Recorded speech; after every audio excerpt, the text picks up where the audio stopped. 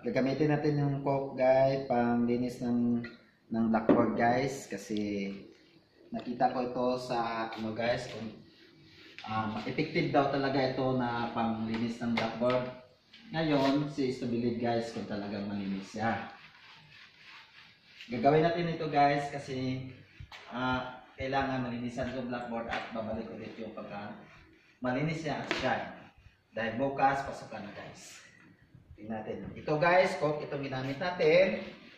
Tingnan natin kung epektibo ba talaga ang Coke para paglinis ng blackboard.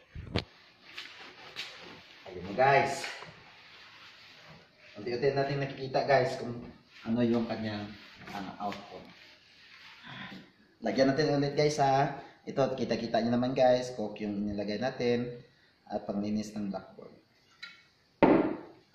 Tingnan nyo mabuti guys ha.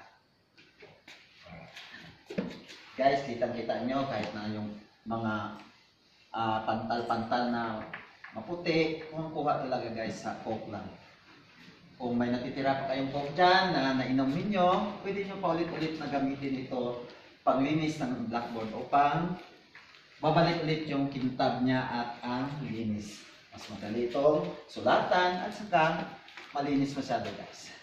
Tingnan nyo guys.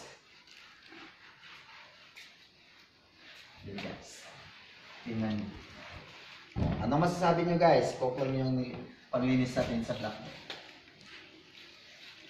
I-like and share na lang guys ha, para sa mga guro na kagaya ko nagtuturo ng grade 1, grade 2 at saka grade 3. Kasi kami po dito ay multi-grade. Ako po yung nagtuturo ng grade 1, grade 2 at saka grade 3. Guys, paki-like na lang and share sa mga iba pang hindi nakakaalam ng paggamit ng Coke para panglinis ng ating blackboard. Cut!